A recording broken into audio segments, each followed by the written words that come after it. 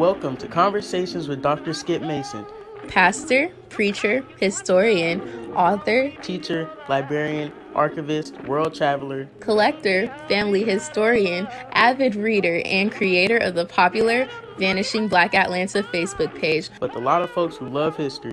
Most importantly, he's our dad, who loves his family and who taught us the importance of our history and having important conversations. Join him now for this episode of Conversations with Dr. Skip.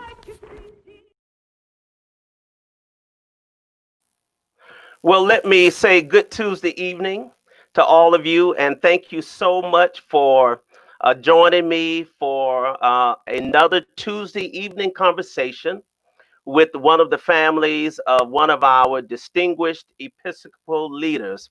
And I am so delighted to have this evening a lot of members of the Helton family. When I tell you we got a family reunion coming up, you just wait. You just wait. I'm so delighted to have the Helton family with us this evening to share memories and stories about our 49th Bishop, Bishop Charles Helton. Before I bring the family up, I want to first acknowledge, as I do always, our senior bishop, Lawrence Reddick III, and his lovely wife, Sister Wendy Jones Reddick.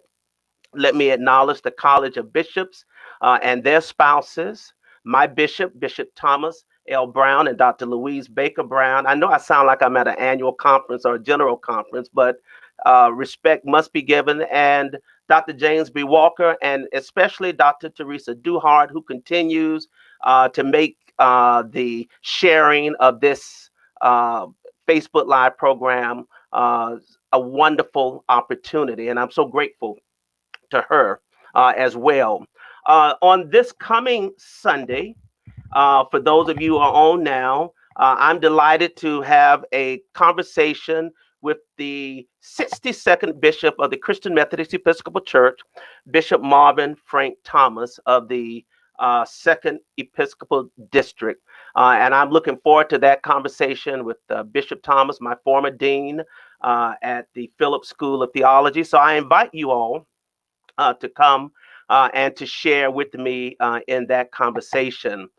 As we continue to celebrate the 150th anniversary of our beloved church, which will culminate in December, it has been my joy and delight to have conversations with our Episcopal leaders and also some of the families. To date, I've had the opportunity to share with the families of Bishop Lindsay, Bishop Graves, Bishop Curry, Bishop Hort, Bishop Kirkendall, Bishop Broomfield, Bishop Joseph Johnson, Bishop Caesar Coleman, Bishop Darcy Isom, and Bishop Richard Bass. It has been a delight to share with these families of our beloved bishops. And coming up, we have the family of Bishop James Cumming and the family of Bishop Elin Brown. So I'm looking forward to that. And let me thank also Sister Joan Gilmore Oglesby for her tremendous assistance and support in helping me to reach some of our wonderful family members. I did not have the privilege or pleasure and honor to know Bishop Helton. And I did have the opportunity, I think, of a lifetime at a conference in Atlanta where I had an opportunity to meet him and to take a picture with him, which I'm trying to locate now. Here we go. But this was in Atlanta, and this was some years ago when I had a big bushy mustache and no beard, but it was an honor to stand in his presence. It is even more so an honor tonight to bring members of his family to share with us for the next hour. And so I'm going to bring them up. Let me bring up the sisters and nephew, and I think we have grandsons. I'm gonna let them introduce themselves because, and Sister Carol, who helped to coordinate and to arrange all of this. I think I have, let me make sure I have all of the Heltons up because there's a lot of you. Good evening, everybody. Good evening. welcome to this evening conversation. Now, before we begin, Facebook friends and CME friends, I want you to share this Facebook Live, host a watch party, forward it to members of your page so that everybody can be in on this conversation with the Helton family. It is just a joy to have all of you here.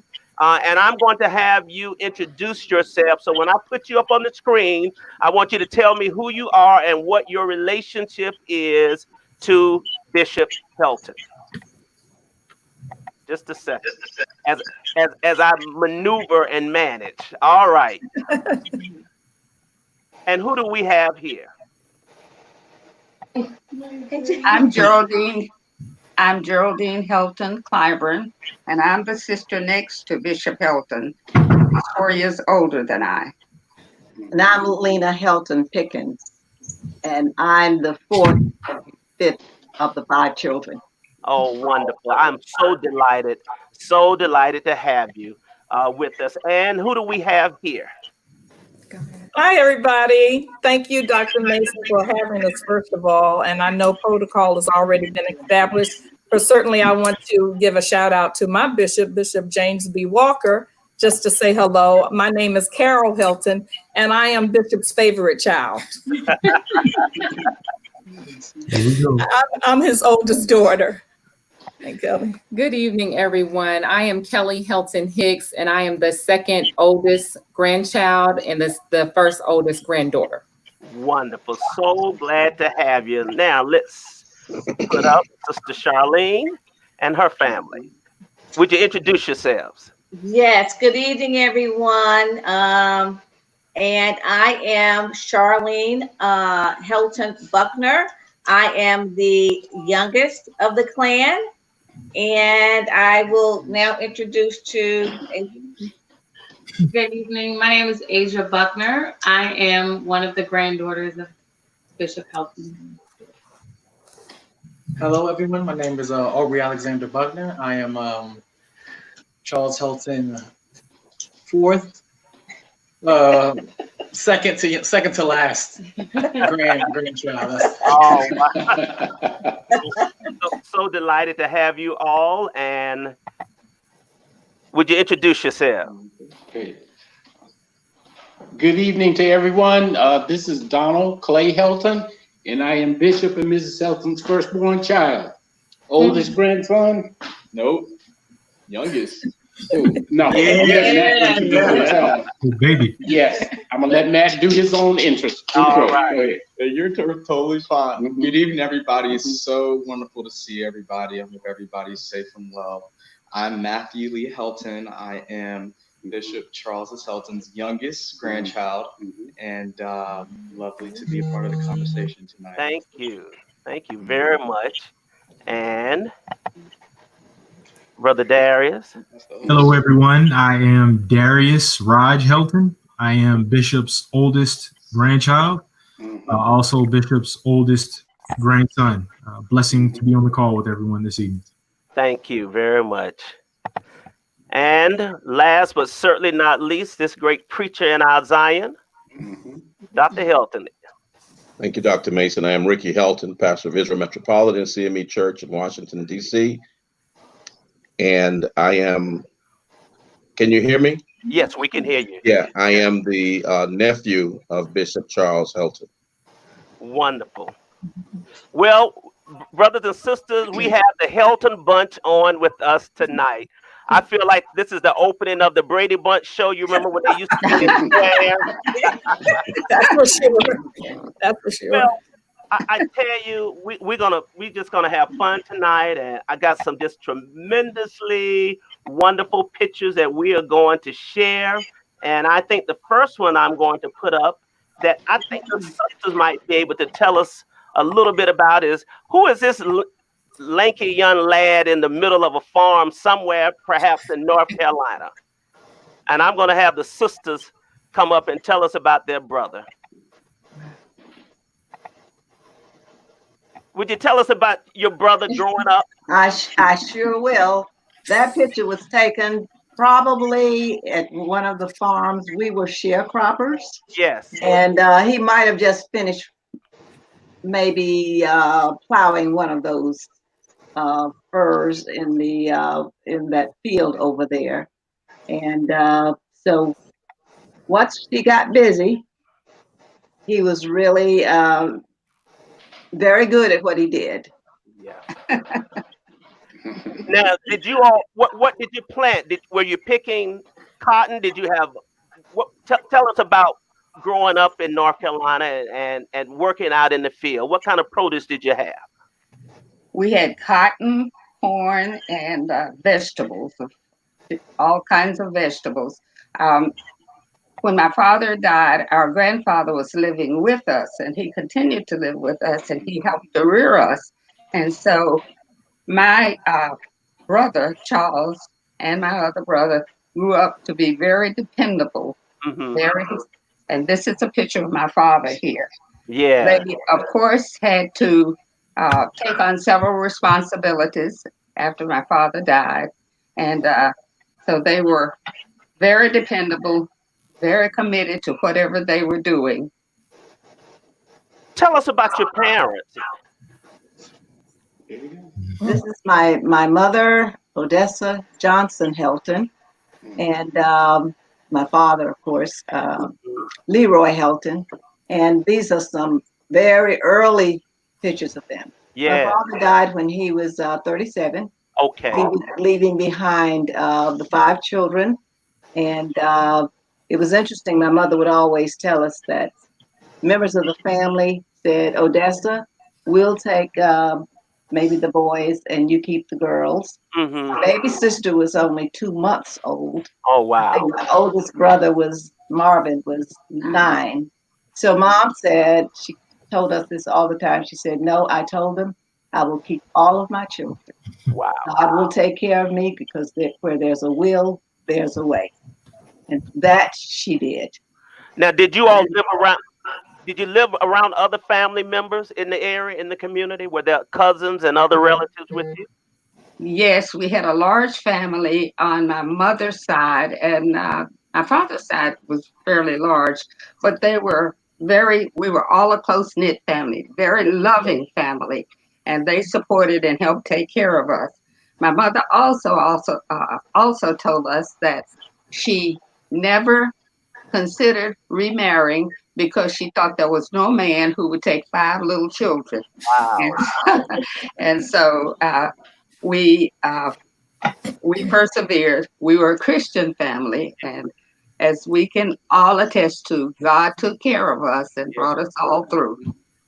That is a great story, and you all attended church in the community. What church did you attend?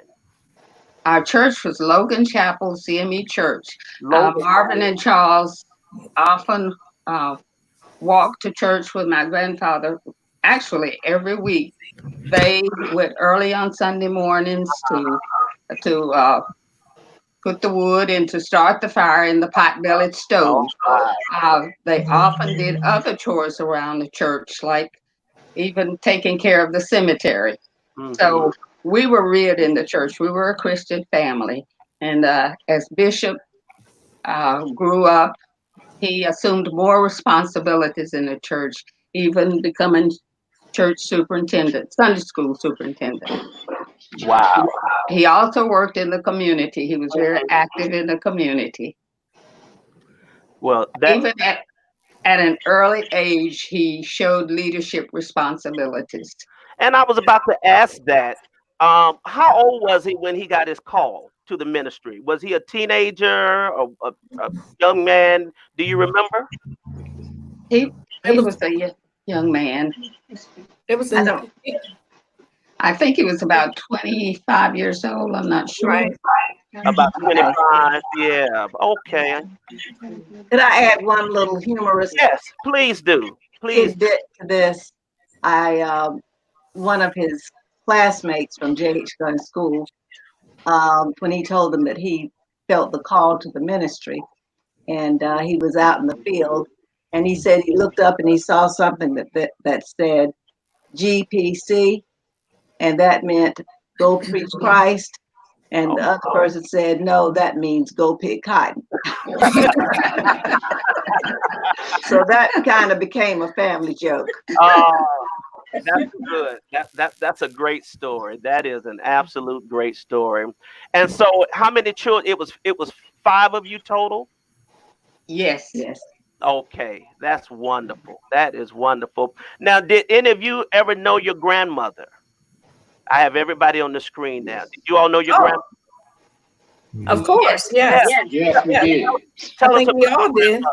Tell us what you remember about your grandmother. Sister Carol, Sister Charlene.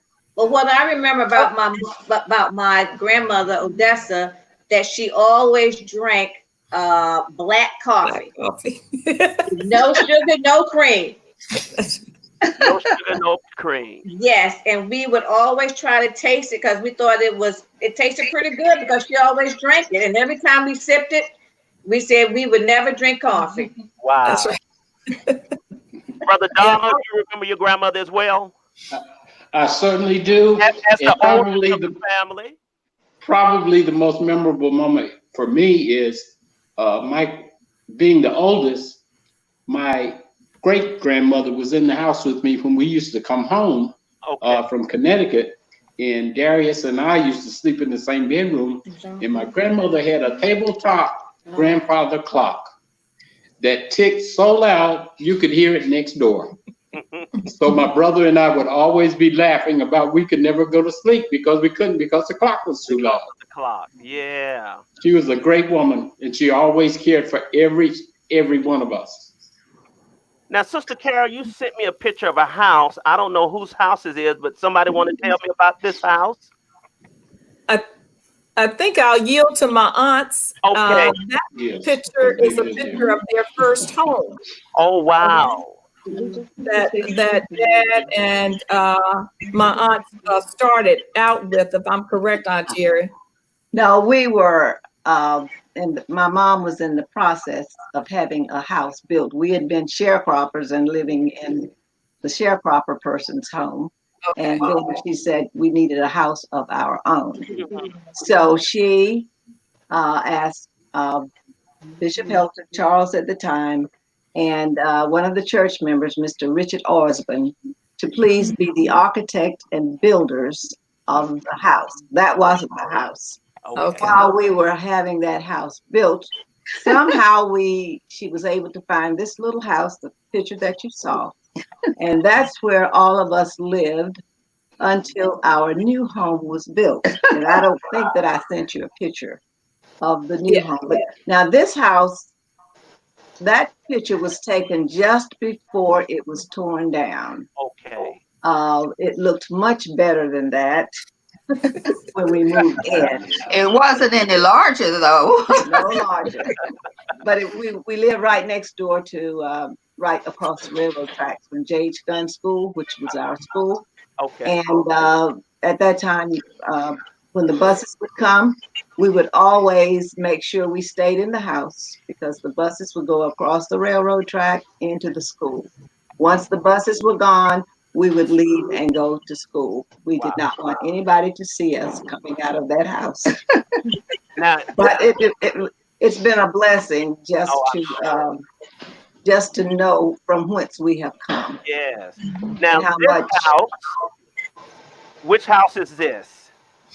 That Carol will have to tell about that one. All right. That's the house that we grew up in. I believe that's the first house that it's a cinder block house that Dad, I think, helped build. And that's the house that we started out in. That was his first home. That was his. And it was approximately, it was right down the street from my grandmother's house. Okay. The new house where we lived. And that's where Donald, Charlene, I think Charlene may have been, we were both in that house. All 4 of us were. Mm-hmm. Okay. Wow. That's great. Well, I mean, it's just good to have that was Bishop's first house. Bishop's first that he owned, that he had. Okay, that is wonderful. And actually, his brother Marvin, my uncle Marvin, lived like 3 doors down, so we were all close knit, very close together. So the family was all in one community, huh? In one area. Yeah. Yeah. That's great. That's great. Now, Grandmother lived there. let me ask, did you all experience, and I'm going to ask the aunts this, and then we're going to fast forward a little. Growing up, did you experience any of the vestiges of Jim Crow? I know you lived during that, but were there any glaring relations in the community where you live with your family that just really impacted and changed you, growing up and during that time? No, well, yes and no, Yeah. but there were the Caucasian neighbors were very friendly. Okay. They all wanted to help. They knew my grandfather because he often worked for many of them and helped with chores. So they knew him, and they often gave us vegetables, or if they had more food than they could use, they would give it to us because they knew that he was helping take care of his grandchildren, and they also knew my mother, and some of them knew some of us, the Right. children. And so they were very kind, and we didn't experience a lot of blatant Racism. basic. Yes, they were kind to us. That's good. Also, could I just add that it was interesting that they would let my mother charge stuff at the store, because some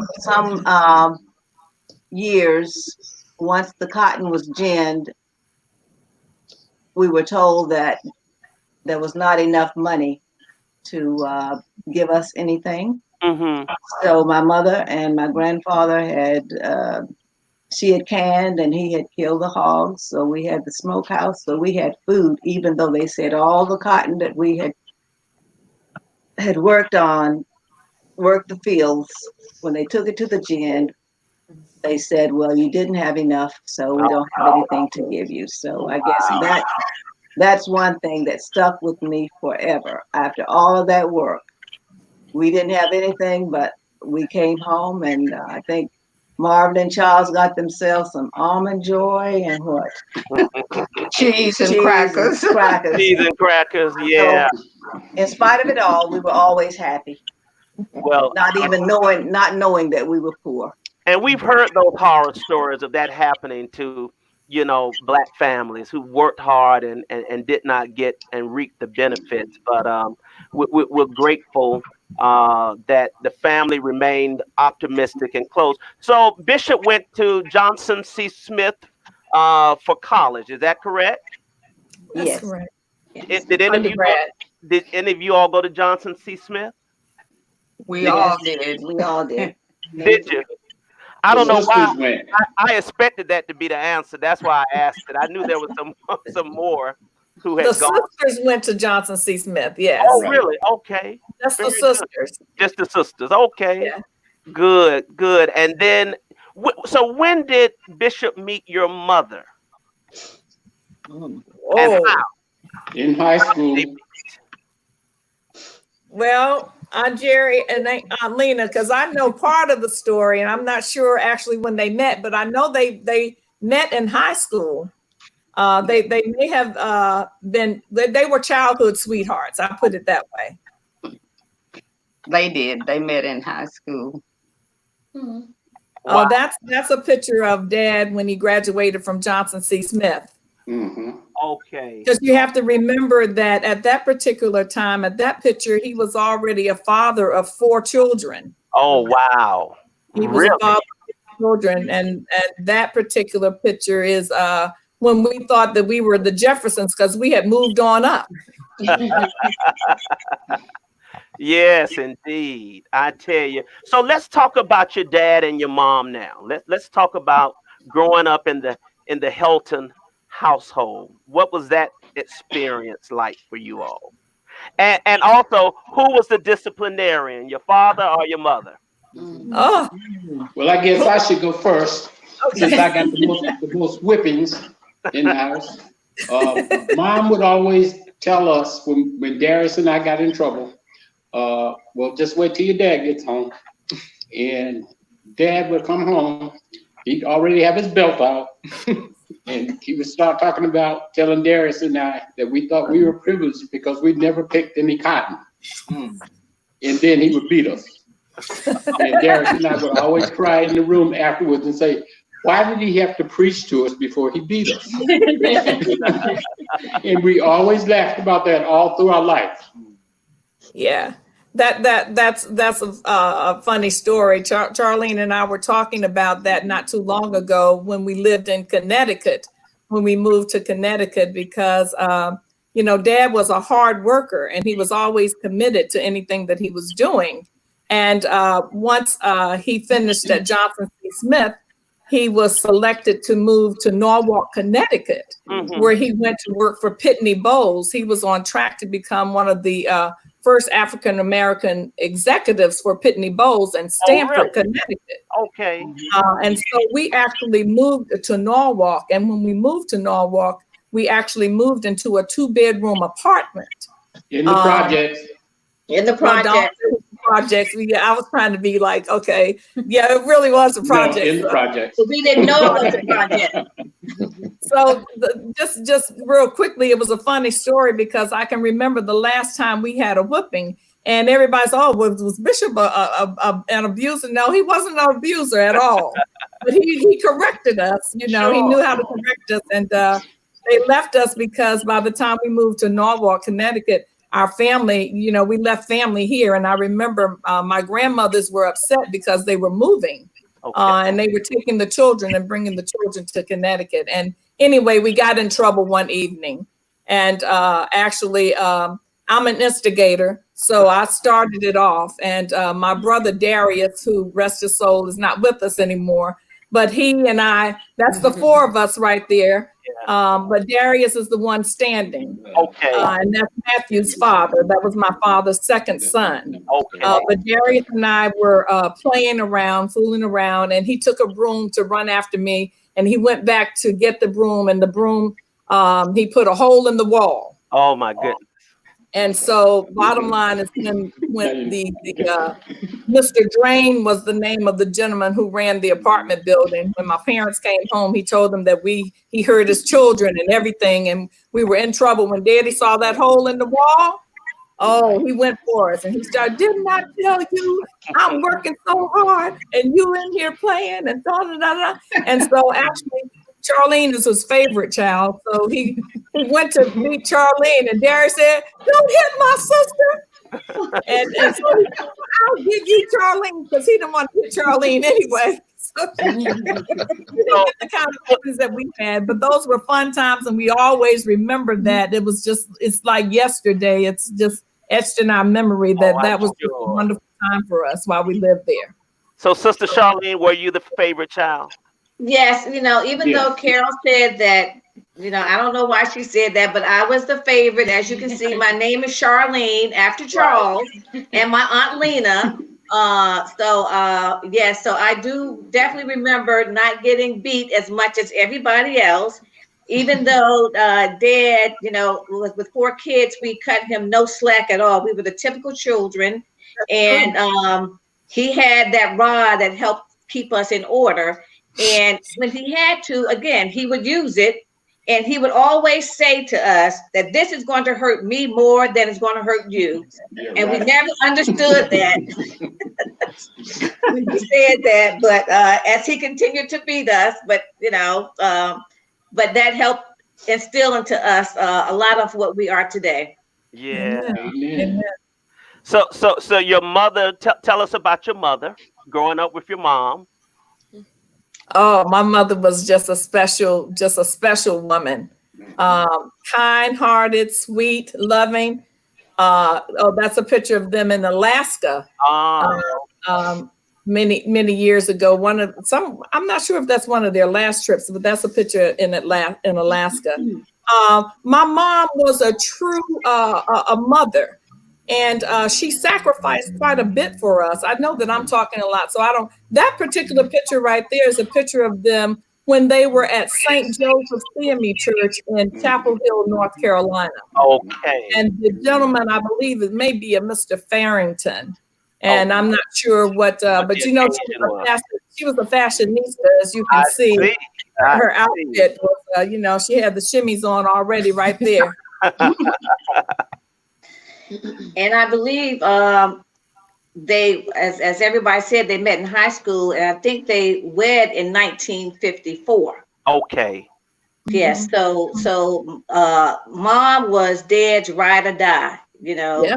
Everywhere he went, she went, and vice versa. And you never saw really one without the other. Yeah. So, Dr. Ricky, what do you remember about your aunt and uncle? My most poignant memory was when I was 14 years old. I was wrestling with my call then, Skip. And under the carport, we had come back from somewhere, and he helped me to define my call. When I asked him, how did he know that he was called into ministry? I'll never forget his response. He said, the rewards of ministry of serving. And that stuck with me ever since I was 14. And 3 years later, I announced my calling into ministry. And I could trace it back to when I was 14, that conversation that I had with him. And that seed was planted. God was wrestling with me quite early in my life. And Bishop Charles Helton was a catalyst in allowing that seed to be developed. Wow. I would imagine that all of you all were very active in the church where your father pastored. You trailed along with him for revivals and preaching engagements and Sunday service. What was it like for you all growing up in the church and being PKs? Well, being a PK was very difficult at times. Yeah. But we knew we had to do it. We had so much respect we were typical PK kids. I will admit that. Yeah. But I think I remember the most. I think we were going to Salisbury or Lexington. Dad had just gotten a new church, and the first time we went, we found out the church didn't have any members. So the next time that we went, I think I was head of the steward board. Mom was the steward. My sisters were missionaries, and my brother that's right, stood at the door to make sure nobody came in to bother us while we were there. That's and we right. had church anyway with no members. That's a story, right. That is a story. We were the ushers. We were the choir. That's right. And sometimes, maybe one or two people were there. But Dad, he still went on with the full service. We had Sunday, morning prayer, the worship service, offering. I mean, of course, time we got there, we were ready to go, and we didn't understand why we had to stay if nobody was there. But he pressed on. He pressed toward the mark, and we sang one of his favorite songs, which was "How Great Thou Art." Great Thou Art. And his family helped him to pay the light bill and the water bill. He often told us the story of he had to go pick up a few members that he had eventually, bring them to church, take them home, and listen to them talk about how terrible the service he preached that Sunday. I tell you, wonderful members, wonderful people. Yeah. Wonderful people. And speaking of my mom, I can remember as we went on and Dad got a little bigger church here or there. And sometimes we'd go and some of the ladies in the church, my dad never made us sit up. Never made Darius and I sit up front. So we'd sit out in the pews with the people. And we used to hunch each other a lot when we would hear the women talking about my dad in the pulpit about how handsome he was. And my mother would sit over there like she didn't hear a word. And it was so funny. Yeah. Wow. Well, let's hear from the grandchildren for a moment. Tell us about your memories, earliest memories of your grandfather and grandmother. In no particular order, whoever wants to speak, please. I think the oldest can start.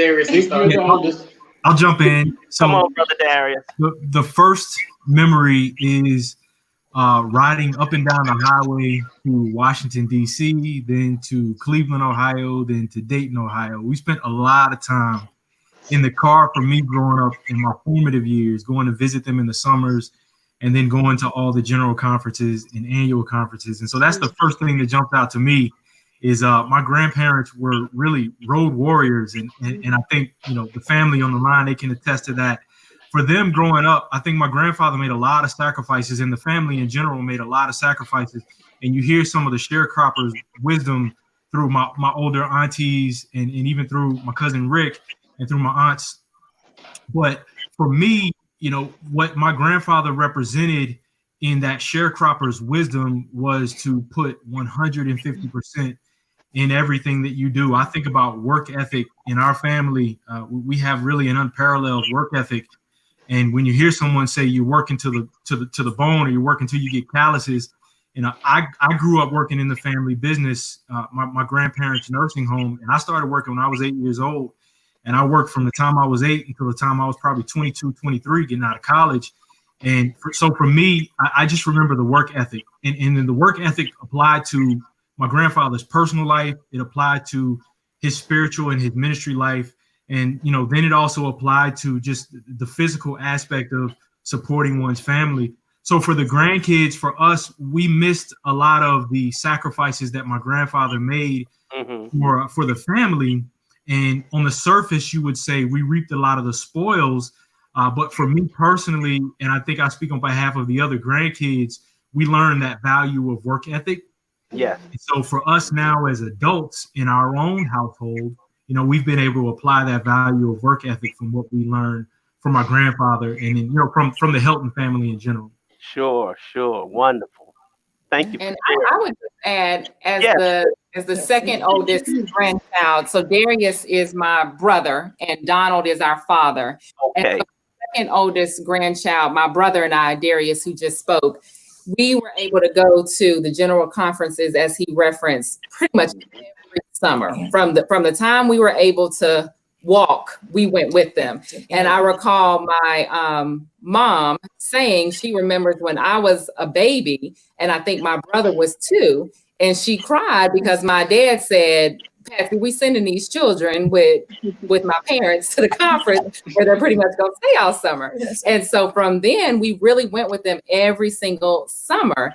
And when they lived in Dayton, Ohio, and he was the pastor of Phillips Temple, we would go every single summer. And I had friends in Ohio. My brother had friends in Ohio. It was the best thing ever. And as my brother just mentioned, we reaped the benefits. So we got the nicer houses. We got the great meals. We got to do all the vacations that my parents and my aunts and uncles didn't necessarily get like we received. But it was great. I remember they had I think it was a blackberry tree, Darius, in the backyard. Yeah, it was a blackberry tree. And he would say, you know, don't pick the blackberries off. And I'd never seen the blackberry trees. So we would go out there and sneak and pick the blackberries off and eat them. And then one summer, my Aunt Charlene sent Asia and Alex with us. And we just thought that was the best because now we were older and they were the younger cousins. And so we got to watch over them. And Alex could not have been more than maybe 2. And Asia was probably 5. Wow. And my grandmother said, well, come on in here, Kelly, because, you know, you look the closest like Charlene. And so he probably thinks you're his mom. And get him to stop crying. And so I just enjoyed all the summers that we had with our grandparents. And what I truly love about my name is most people will say, well, how do you spell your name? Is it with a Y or an I? And I'll say, no, it's Kellee, because the last part of my name comes from my grandfather's middle name, which is Lee. So Lee. Yes. Me, and not a lot of people spell their name Kelly in that fashion. So that's probably the best trait and characteristic that I carry on from him. Wow. That's beautiful. All right. Any other grandchildren want to share? I'm just going to piggyback off of them because it seems like all of us went to the church conferences. I was shipped down to Charlotte every single summer. I got to pastor Kelly and Darius every single summer. And then we also went to every single conference up and down the highways. But for me, I just remember being in the nursing homes as a kid. I think that's where my communication skills came from because I will always have conversations with some of the residents. And that was amazing to me. So I would ride around with my grandmother, I ride around with my grandfather. And then we get dropped off at my great grandmother's house, Willie Ann's grandmother. And she had a fig tree in her backyard, but she would put us outside every single day. We had to stay outside all day, every day. Didn't matter how hot you were, didn't matter how hungry you were, unless you wanted some sweet tea. You just had to back inside until she said, come back inside. Or if our grandmother came to pick us up. But I picked up off of my grandmother more so than anything.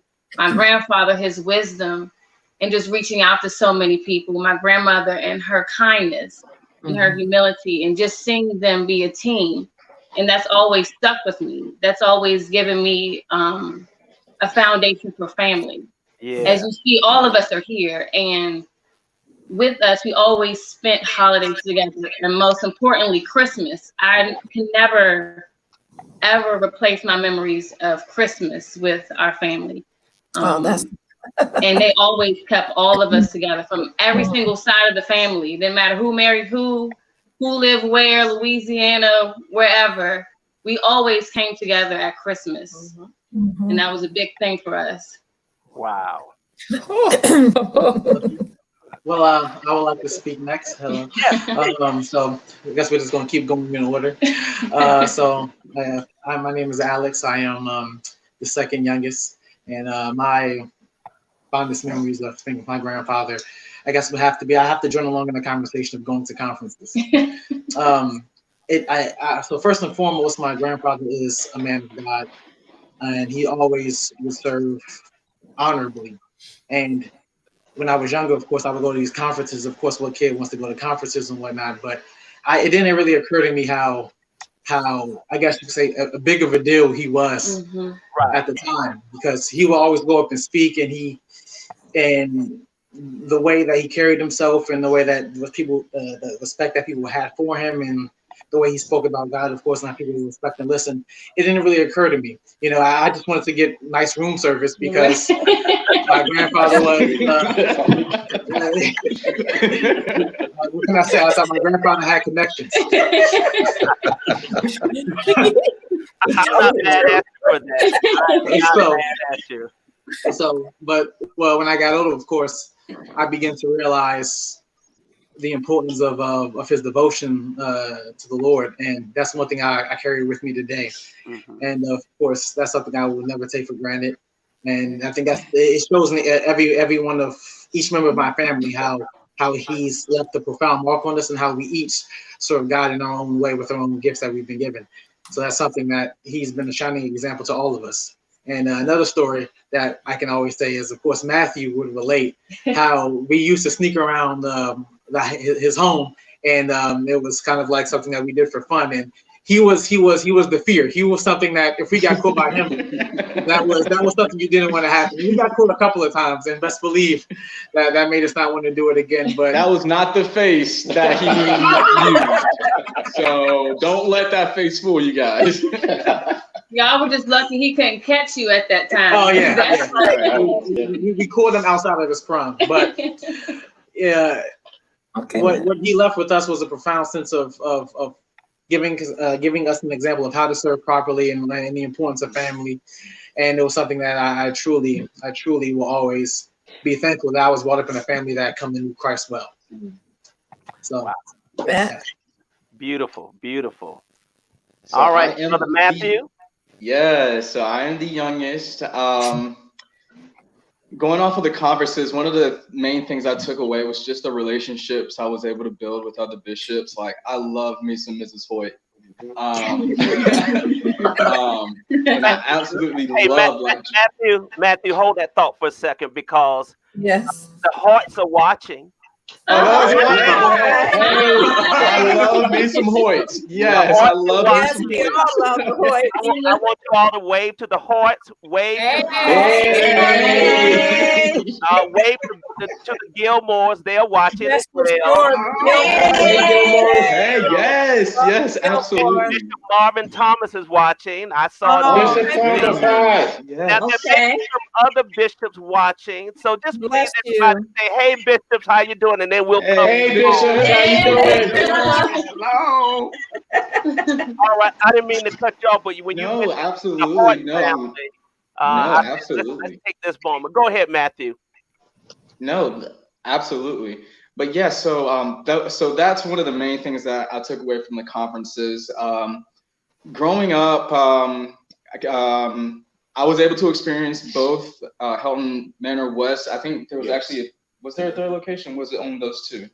Just the two. Okay. Just so I was able to be a part of both of those locations, and the main reason why I say that was because I necessarily didn't really have a job there. Again, as the youngest, I could just really enjoy everything, but I firmly believe that his entrepreneurial spirit is what's made me into the entrepreneur that I am today, and that's one of the things that I miss about him, because I really wish I would have connected with him in that level, and the things that he was able to leave behind for his family, not only the intangibles like our spiritual relationship with Christ, but just material things. Like there's not a lot of real Black wealth, and to just be able to just have a taste of that, like I'm truly thankful, and I'm truly fortunate, and I'm truly blessed. As far as my grandmother, I had a more close relationship with her. I actually went to school from 5th grade to 12th grade, about 2 blocks away. So instead of having the normal school lunches, I would sneak out of school, and I would come over to Grandma's house, because Grandma always had that refrigerator packed. Oh, wow. And she always had food. And the number one question that she would always ask me whenever I walked through the door is if I'm hungry. And I would always say yes. And it was always a good time. And later on in their lives, when Grandpa wasn't as healthy, and Grandma had to take, Grandma and her children had to take more responsibility of Hilton Manor West. I just remember every day after school, she would pick me up. We would go to Aldi's, go buy all the food for the nursing home. I would come back, and she would have me do bills for Hilton Manor West. And I just absolutely loved it. And one of the things I told her, I was like, just give me enough time, and I promise you, I will be able to help you out more with this. Wow. Because I think that was kind of her first little taste of Alzheimer's, so it was really taking a toll on her, really just to keep everything together. So just to be with her in the trenches, it just totally amazes me about how much of a ride or die she actually was for Bishop Helton, because even in his waning wealth, it didn't matter how much slack that she needed to pull. She pulled it, and she always had a smile. Always had a smile. I don't think I've ever seen her angry in my entire life. Even whenever we got caught for sneaking around the house, using her scarves as capes. Her scarves as superhero capes. Let's be clear, Matthew and Alex. We would use her scarves. Now these are like $100 scarves now, so so very fortunate to have relationships with them both. Wow. I just wanted to bring up one quick point about the when we moved to Norwalk, Connecticut. Okay. Every summer, I think 2 days when school was out, my father would put us in the car and drive us 14 hours back to Charlotte, North Carolina. Wow. Every single summer, because he wanted to make sure that we knew family. Yeah. And so I think that it carried on with my brother and my sister with their children, because every summer we would bring them to mom and dad so that they could spend time with their parents, with their grandparents in Charlotte, North Carolina, because by that time we were all grown, living in different places. So it's something to be said about the sacrifice that they made for us, traveling to make sure that we knew who our grandparents were, that we knew who about our family and about our heritage in general. Yeah. Wow. Well, let's talk about your father, your uncle, your brother offering himself as a candidate for the church's highest office. Do you all remember that time? Absolutely. Okay. Absolutely. Who wants? How did you all find out? Now, did he come and ask his wife, honey, I want to run for bishop? Do I have your support? Did he say I'm running? Did he say the Lord called him? Any of you all remember the story? Ricky, you chime in too. That might be a Rick question right there. Ricky may remember. He started running in 1982. 82, that's right. Yes, and I remember my grandmother going.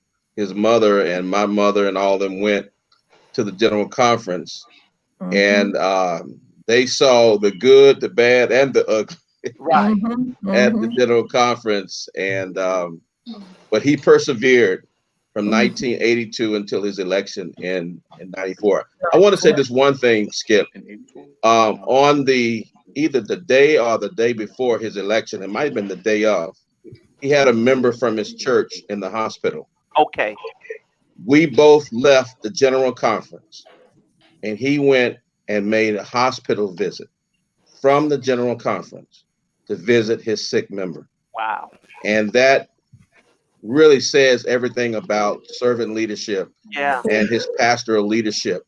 And even at the general conference, he was a consummate pastor.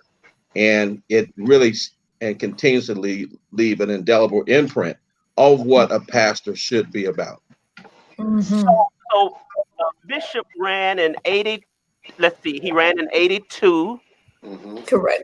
That one is 82, and then 86. That's right.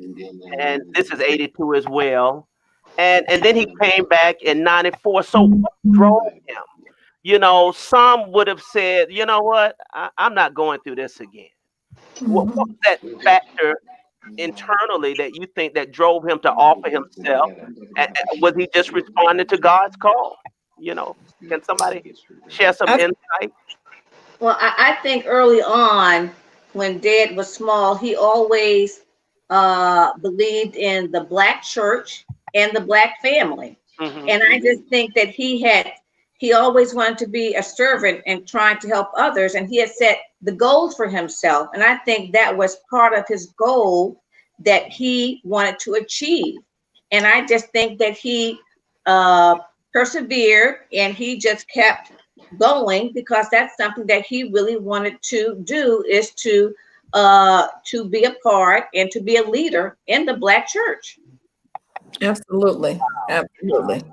I think one of the things, Dr. Mason, I think I actually sent you a small clipping in my father's original handwriting, a note that he wrote in March of 1959. You sure did. Let me see if I can find that. Okay, and that is significant to me because he was very driven, but he was driven through his commitment to Christ. Right. And what he knew that he was going to do for Christ. And I'm not sure if you have that. I think I can probably find it as well. But I think that particular note is what drove him to try to fulfill his call. Right. And it says, the dream I want most is to walk so close to God that between us would be closer than the smallest pinpoint. With God leading me, it's possible. Yeah. And so I think that was his drive. That was his drive. As close as he could with Jesus Christ. And he wrote that in March of 1959. Right. Yeah. That was also after he had Charlene was born in 59. And I think he said, oh my God, I've got 4 children. All I stretch my hand to thee. I need some help. He was driven by that. I tell you, what a tremendous sense of fortitude. Were you all there on the day he was elected? Who remembers that day? Yes, we all do. Yes, we all do. Describe, I'm gonna put a couple of pictures up, but describe the atmosphere and the electricity in the air when you all found out that he had been elevated as the 49th bishop of the church. Overwhelming joy. Overwhelming joy. I remember very vividly crying, people hugging my mother. Of course, as you can see in the picture, he was lifted up, and I guess that's traditional. Yes. Dad is a tall man, so it took a lot of guys to lift him up. There's my cousin Rick, I believe, right there in the like him on the front. Yeah. Yes, that's me. So wow. Ricky probably has some things that he. Well, Ricky, what do you remember about that moment? Just a jubilant moment, Skip. A culmination of a lot of hard work. I was with him with a lot of the fundraising, hosting some fundraisers for him at my church. And so when that day finally came, it was just an expression. It was a cathartic moment that we all shared together. And so it was just a great moment, a celebration of not only the family, but of the CME Church, because I knew they were going to be getting a blessing. And of course, two wonderful classmate in Bishop Hort as well. And I can imagine why you all have remained such lifelong friends with the Hort family, having gone through that experience at that time. And so Bishop is elected and he's appointed to the 10th Episcopal District. Yes. Okay. And what was that experience like for them? Now, did your mama really want to go to Africa? he wanted to serve. He wanted to serve. Listen, I know he wanted to serve, but did your mama really want to go to Africa? Mama, I think, wanted to go wherever Daddy went. That's where she was going. That's where she called him too, Daddy. Oh, wow. Yeah, that's a picture of them in Nigeria. Yeah. Skip, I remember my aunt telling me, because Carol and I went while he was there, and she had to go relieve herself once, and while she was there, Billy Goat came right beside her. Yeah, so that was always humorous. Oh, my goodness. But that had to have been a remarkable experience for them. And of course, let me put in the pictures you sent, your mom is regally dressed. She looks like an African queen, which she really is. Yes. Wow. And so they were in the 10th for how many years? They were in the 10th for 4 years. 4 years. Okay. Yes. And then he was reassigned to the 7th Episcopal District. Correct. How was that experience for him at the time in the 7th? Well, let me just say one quick thing is that he was home. Yeah. Because he was a son of the 7th. That's right. He grew up in the Carolinas and worked hard. But actually, I believe Dad was elected bishop coming out of Phillips Temple CME Church in Dayton, Ohio. Right. And he was appointed to Phillips by Bishop Lakey, if I'm not mistaken. That's correct. I believe that's what it was. And I think he followed Bishop Gilmore, which was just one of the wonderful, connections that we had. But with him coming to the 7th, we certainly were excited because it meant that Dad was closer to us. Sure. As opposed to being in Africa at this particular point. Well, your dad has such a tremendous ministry as a pastor, and Bishop Lakey writes about it in the book he did From Miles to King, and he said that the extensive itinerant ministry of Bishop Charles Lee Helton in the CME Church exemplified his faithfulness to go where he was sent and to stay where he went. And then he begins to list Pleasant Hill and Hoffman. I think where Bishop Gilmore is from, Russell Temple, Bridgeport, Russell Memorial, Durham, Mount Zion, and Salisbury, Thompson Chapel, and Lexington. Lexington, St. Joseph, North Carolina. Then he had Israel Metropolitan. Haven't I heard that church mentioned tonight before? Yeah, I think you have heard that. Interesting, Skip. In 74, Donald, when he went up there. That's correct. Yes. All of us packed into a U-Haul. Our family is extremely close. Okay. So we all packed up in a U-Haul. Donald and I think Carol and whomever else was there, my mother and father, and we all helped him move. Did you? And the parsonage was right across the street. Thank God they sold that one because the parsonage is no longer there now. But we helped him move in to that parsonage and move into Israel Metropolitan CME Church. Wow. Little did I know that I would be there following in his footsteps. That's amazing. Amen. That is amazing. Well, the Christian Index, that's this is something in the Call and Post, and I just did a little research. He has some wonderful people visiting the churches that he pastored. I mean, he was very community focused, community minded, and bringing wonderful people in to preach and to share.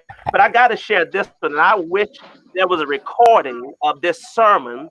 But it says that Bishop Helton spoke at the General Conference, and he said that the CME need a dose of spiritual Viagra.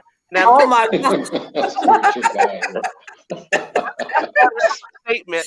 I wish I had a recording. Now that is funny. And at that time, I'm sure, Ricky, you probably were at the time, but that is a strong statement. Yes, that's a very big statement. That's a bold statement. A bold statement. What year was that? This was in one of the newspapers that I found online, and they kind of an overview of the event of the General Conference in Birmingham, and he was opening convocation speaker. And so okay. I'd love to find that and read that, but just remarkable. Well, I'm going to share a few pictures. That's your. Oh, that's Bishop Gilmore. Yeah, we love the Gilmores. Yes.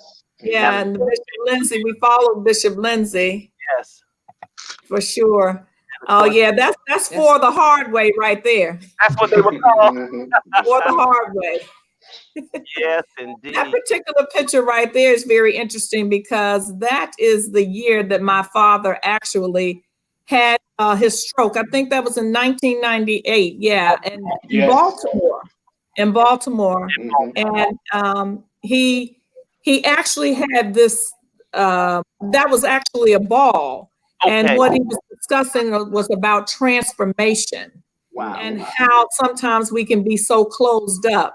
But if you allow the Lord to use you and to come into your heart, you can just continue to grow and grow and grow. And so he stretched that ball out, if I'm not mistaken. And that was that particular year that he actually, that evening he had a stroke, I believe. I think he may have had that stroke at the conference, if I'm not mistaken. Yes, he did. I think that's right.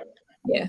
Now, quick story going back to the Viagra is that, not that this has anything to do with it, I can remember at one of the annual conferences, the night was getting long, and I remember this very vividly. And so Dad in his closing remarks said, well, look, the night is getting long, and everyone in here knows that I like words that begin with S. Okay. And so everybody thought that he was talking about sex. And he said, no, I like words like sleep and slumber. And so it was a big joke that at that particular conference because everybody's mind went somewhere else. And he was saying, no, it's time for us to go because it's time for me to go to sleep. Did Bishop Helton have a good sense of humor? Absolutely. Yes, yes, he did. Absolutely. Absolutely. If I can just, hopefully this is appropriate, but in 2004 is when I gave my father his kidney. Okay. And that morning, before we left the house, we had prayer. And once we arrived at the hospital, we were in the pre-op area of the hospital, and I was lying on one side of the curtain, and my father was lying on the other side of the curtain. That's right. And so as we were getting prepped, one of the nurses asked me if I wanted some booties. And I said yes, because my feet were cold. That's right. And so my mom was on the other side of the curtain with Dad, and the same nurse asked my dad if he wanted some booty. Well, I didn't think anything of it, but I heard my father repeat what the nurse had said, and he said, "Do I want some booty?" And he quickly responded, "No, I don't want any booty." Well, we all looked at him and said, "Dad, she's talking about booties for your feet." And so all of us had a good laugh. That was funny. That's right. Before we went into surgery. I remember that. It was funny. So in the midst of all that, we still were able to joke and laugh a little bit. Yeah. That's right. That is too funny, and I really couldn't laugh and respond like I wanted to because I don't want to lose my dignity on the show. We're just being honest. We're just being honest. Oh wow, that is something else. Well, what should we remember Bishop Helton for? And I've asked this of each family as we prepare to close out this wonderful session, and I'm so grateful to all of you for taking time to share memories and pictures. Carol, these are just some absolutely wonderful pictures that you have shared with me, so we can share with the church and the audience here. And I'm trying to put a few up that I may have overlooked here. Look like someone's breaking ground. That's the breaking ground of the rest home, yeah. Okay, of the rest home, right. Yeah. And here's a picture, I think, of him at his retirement. Retirement, yes. In 2006, and this is a beautiful one of them as That's well. the 50th anniversary. Oh, the wedding, 50th. Their 50th wedding anniversary, because actually I think that was really their wedding. Okay. Yeah. Yeah, beautiful. So what should the church remember Bishop Charles Lee Helton for? And I'm going to give each of you an opportunity to share. This is being recorded, and this will be viewed and shared by many people for the next few months. And so there's an African proverb that says one is never dead as long as you say their name and keep memory alive. And this is one of the reasons why we're doing this. And I'm just grateful to learn more about him through you.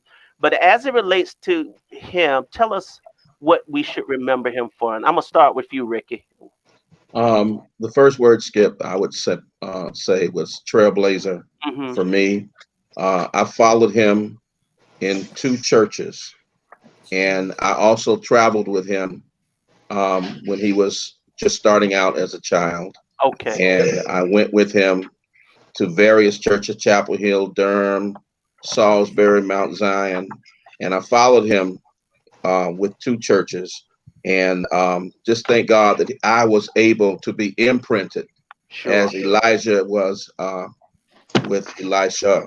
So that trailblazer, not only for me, but for the CME Church in general. Right.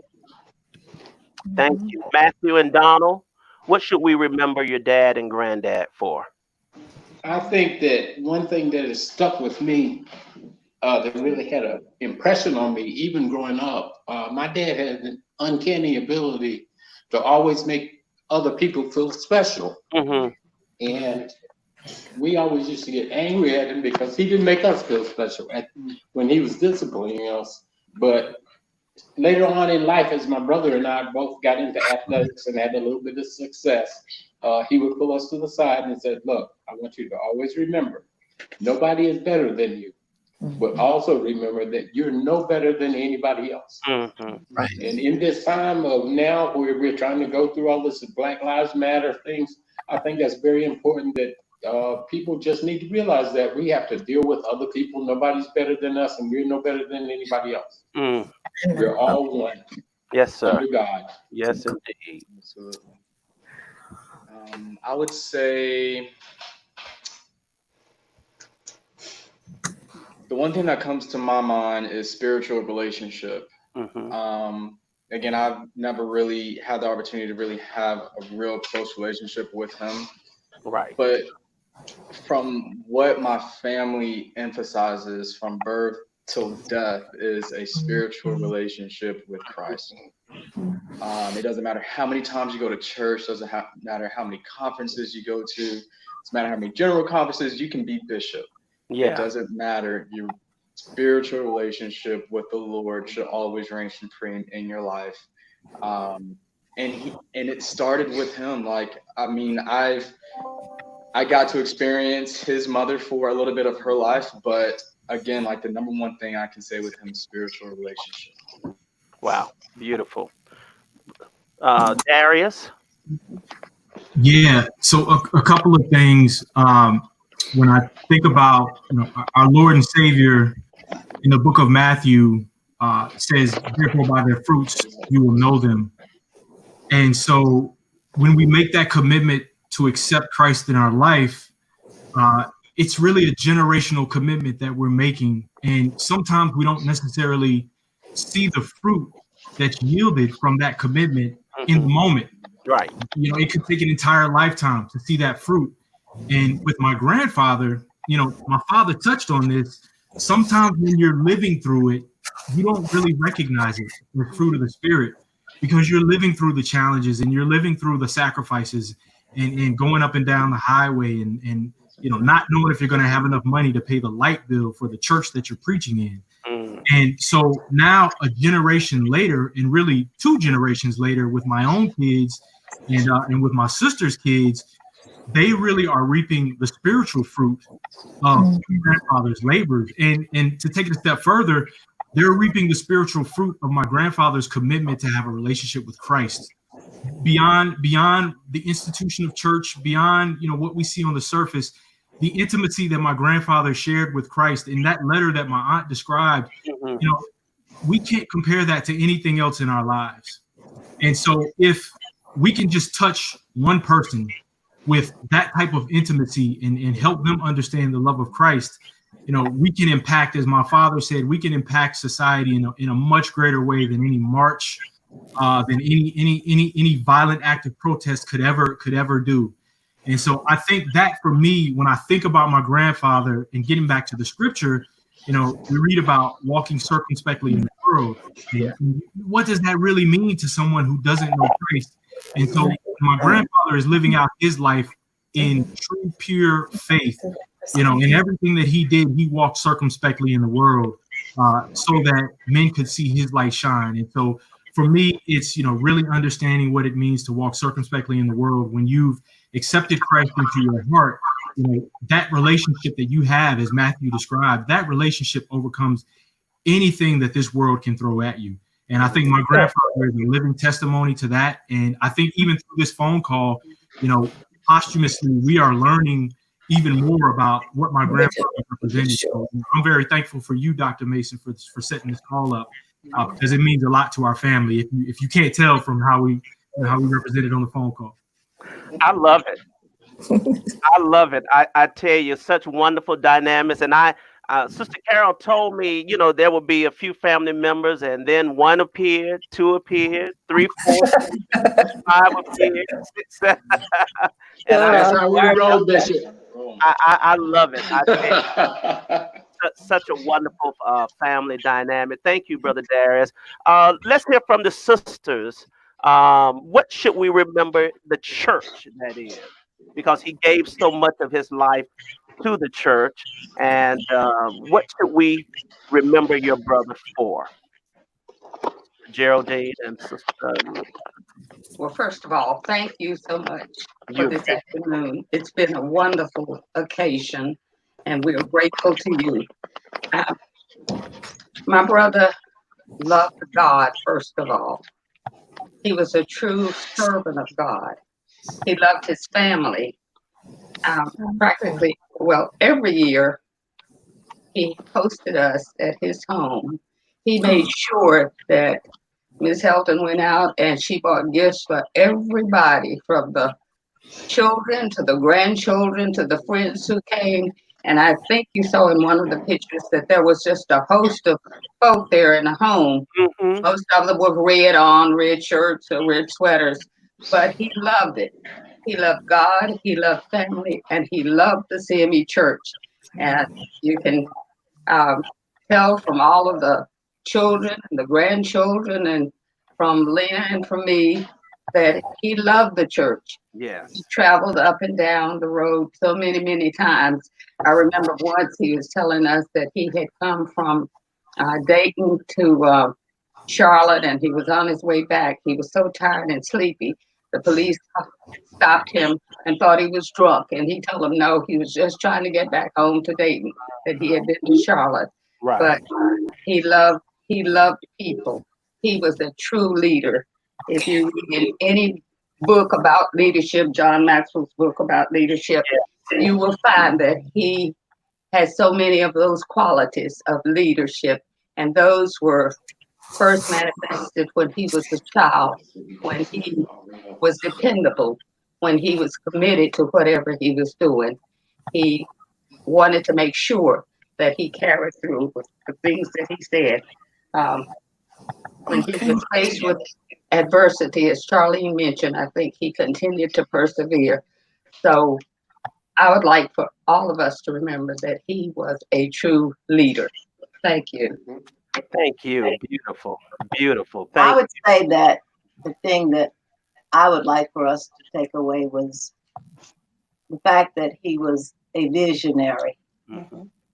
And just to go back to the nursing home, he had that vision, and he started, I've forgotten what year, but it was like almost 20 years later that the dream came true. Wow.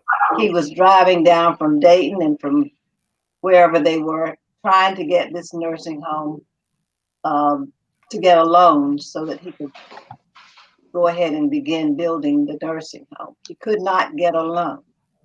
And Mama would always say, why are you still trying to build this nursing home? And he says, Mom, it's going to come. I know that God's going to allow me to have it. Mm-hmm. And I tell you, when he told Mama that this is my last time trying, and that was like 20 years later. Mm-hmm. And he said to her, Mom, I think I'm going to get it this time. Mm-hmm. And he went to, I've forgotten which bank it was. It was in Mint Hill. Was it in Mint Hill? Yeah. Okay. And he said that the man who, the banker, was a Christian, and I think he worked with the Department of Social Services. But he also was an alumni of Duke University, Carol. Oh, really? Yes. Yes. Okay. But anyway, he said, I believe you in your dream. And I think that Bishop must have told him, you know, he wanted to help people and everything. Right. So he said, well, this is, I believe in your dream. I'm going to move ahead so that you can get this loan. He got the loan, and it was time to start the building process. And he realized he needed one little piece of land that was right adjacent to where the nursing home was going to be. Mm-hmm. And he said, well, I got to go back and get money so that I can get this last little piece of land. And he went back and he said, the same man said, Reverend Helton, I believe in your dream. I'm glad that I'm still here. This is my last day here at the bank. Oh my God. So wow. That clinched everything. Oh, I'm sure. And his vision, I could just see him being a visionary throughout so much that he did. And I think I gave Carol the one of the church bulletins or something. It was one of the themes of one of the church conferences. Transformative, what was it? Transformative church or something. Yes, the picture of him holding the sphere. No, not that one. Not that one. But anyway, it's interesting that he was talking about the church in 2020. Carol, I don't know if you gave him a copy of that or not. But the same thing that he had said, 20 years prior to that, we were looking at it, and I'm saying it's 2020 now, and I've got to go back and read that article, but it was 20 years later. Wow. And just to know that if you are a visionary, and even with the CME church or any church, if you have a vision and you really truly believe in God, you can work and work and work, and God will help you to develop that vision, just like he took that ball and kept showing how it could, you know, become even larger. Yeah. That's what God can do if you truly believe in him and have faith that it can be done. Wow. Amen. Amen. Beautiful. Beautiful. Thank you so much. Sister Charlene and your family? Well, I'm going to speak for all of us, and I'm just going to piggyback on what my Aunt Luna had said, because I truly think that my dad, Bishop Helton, was a leader and a visionary. He was our biggest supporter. Mm-hmm. And as we got older, he became our best friend. That's right. And with increasing love, and despite our mistakes and our weaknesses, he was always there for us, no matter what. That's right. And Dad knew that the true test of obedience and discipleship was to serve Christ faithfully. That's right. And that's what he did in life and with us. Beautiful. Listen, I may say something as well. Yes. For me, it goes back to him being a servant, and about how I learned from him to have a special relationship with Christ yourself. Yeah. Back when I grew up in the church, of course, I grew up learning. Of course, as a kid, you don't really appreciate these things because you're a kid and you don't understand. Of course, it's important to have a relationship with Christ yourself, because nobody's going to walk your path for you. You must go out there and have these relationships yourself, of course. And everyone, each person has their own fight that they have to do. And of course, we can encourage one another, but that's one thing that was important to me as I was going through college, and that's why I began to establish my personal relationship with Christ. Because when, it's easy to, of course, to praise God when things go well. Yeah. But it's, of course, to keep that when things are going so well. That's what's important. So it taught me to. So my granddad was taught me to always praise God at all times. Beautiful. Dr. Mason, I don't know if we mentioned it, but Bishop Helton did lead the 7th Episcopal District in the construction of a beautiful building in Gastonia, North Carolina. No, at the Royal Plaza. Yeah. Thank you for sharing that, because I was reading a Sphinx magazine, a Christian Index, and it was devoted to the building expansion under Bishop Helton's leadership throughout the 7th Episcopal District, and all of the new churches and buildings going up, which was just a tremendous testament, you know. And quite frankly, as I read these articles, in fact, I'm going to I'll put this picture up. I think this may be the new Parkwood dedication under his leadership as well. And I just wonder, where in the world do they get all of this energy from?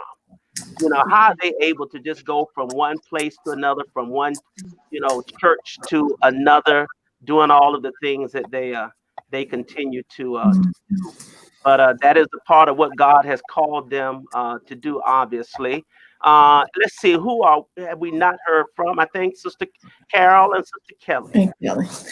So I will just conclude by saying, as you can see in most of the pictures, the one characteristic that I know stands out in my grandfather, which we affectionately called him Papa, will be remembered for, is his service with compassion. Okay. All of us, and then especially passed on to his grandchildren, how to be of service. Yes. And not just to be of service to anyone, but to do it with compassion, not begrudgingly, knowing that your gifts have to be given to other people. So I definitely say service with compassion, and I would be remiss if I did not share that behind every great man is a great woman. So equally so, my grandmother, who we all called Grandma, is as we mentioned in her homegoing service, the grandest lady of all. So she really taught all of us how to show love and how to love unconditionally. Wow. So with compassion and how to have unconditional love. Wow. Beautiful, beautiful. Oh, wow. Okay. Yeah. And I remember Mrs. Helton at the general conferences. She was a sharp dresser and a hat wearer too. All the hat wearer. All the time. Love those hats. All the time. She could wear that hat, I tell you. Love those hats. I tell you. Well, Sister Carol, close. I think we've heard from everyone. I hope I haven't overlooked anyone in terms of final words. Go ahead, Sister Carol. Well, Dr. Mason, we certainly want to thank you again for having us. This has been a wonderful time together and to spend together with you as well. So we really do thank you for your faithfulness and what you're doing with the program. I think the one thing is that, Dad, I would like for people to just remember to trust God, to love your family, pray for others, and most importantly, remember his favorite scripture, which was Isaiah 40, verse 31.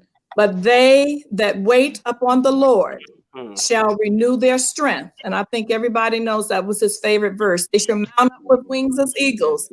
They shall run and not be weary. They shall walk and not faint.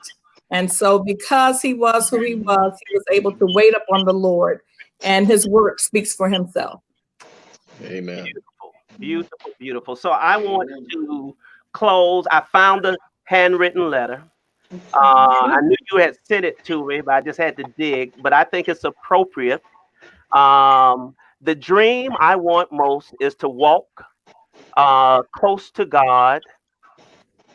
And you all help me out because I got Dollar Tree reading glasses on. And the gap between us would be closer than the smallest pinpoint. With God leading me, it's possible. It's possible. Wow. It's possible. Wow. That's amazing. And this was written on March the 3rd, 1959. Wow. I was 7 years old. Who was 7 years old? I was Donald. And I was just 1 month, less than a month old. I think that's right. And let me share this closing with you. You know, God has given me a number. Every day I see this number. I've seen it all my life, and it is a part of my family. This number 33, which is the year my mother was born. My address 4233. I get the number every day. I had not seen it today until I looked at the note. And I saw 33. So I'm having a moment right now. It's a godly moment. And I'm so grateful to all of you for taking time out to share on Bishop Helton and his wonderful life and the wonderful family that you all are. Are you all always just giddy and happy all the time? Yes. Wow. Oh, wow. Dr. Mason, can I just point out there are two of Bishop's great-grandchildren, great-great-grandchildren. Marley and DJ just joined us. They could be fine. Then wait a minute. That they're on Darius's page. Darius. Oh, look, there they are. Wave, guys. Well, hello. Hi. Hi. And these are the great-grandchildren. Great-grand, yeah. Oh, how wonderful. How wonderful. We do thank you. What a fitting way to end this. And I thank the Helton family for this time and for sharing with us. And as we celebrate the 150th anniversary of the Christian Methodist Episcopal Church, we have had a conversation with the Helton family. And I want you to know we are the better for it tonight. God bless you all. Before we close, you. should I just mention this is 2020, a year that we should have never seen anything like it. Hopefully never will see anything like it in the future. But one of Bishop Helton's favorite scripture And the other thing was he would usually begin sometimes with God of our weary years, God of our silent tears. So I think as we're going through this pandemic and all that's happening with Black Lives Matter and racial equality and everything, let us think seriously and continue to pray that things will get better, and knowing that God will lead us through this. So let's remember our Black national anthem. Yes. And especially that last verse. I think it's quite appropriate for such a time as this. Yes, yes, yes. Such fitting words to say. Brothers and sisters, God bless you all. Thank you to the CME Church family. This concludes our conversation. And again, this Sunday, we will share with Bishop Marvin Frank Thomas, the 62nd Bishop of the Christian Methodist Episcopal Church. One last question. Are there any surviving recordings of sermons of your dad somewhere? Video, VHS? Do you all have that? Somebody, please say yes. We may have something. Yeah, we do. Wonderful. Thank you. Thank you. Thank you. Thank you all. You all have a blessed, wonderful evening. And God bless you. Thank you. Thank you so much. Thank you. Have a blessed evening. Thank you. This has been so wonderful, and I have been so blessed to have this opportunity to share with the family of Bishop Helton. I cherish this picture here with Bishop Helton taken, I think, somewhere in Atlanta at a convocation or a conference. And I thank God for the opportunity to have met him, and God bless the Helton family. And we cherish the sacred memory of Bishop and Sister Helton. And I would hope and think that they are smiling above this evening as we have remembered them and called out their name. This is Skip Mason, pastor of the West Mitchell Street CME Church. God loves you. I love you. And remember, Black lives do matter. Have a great evening.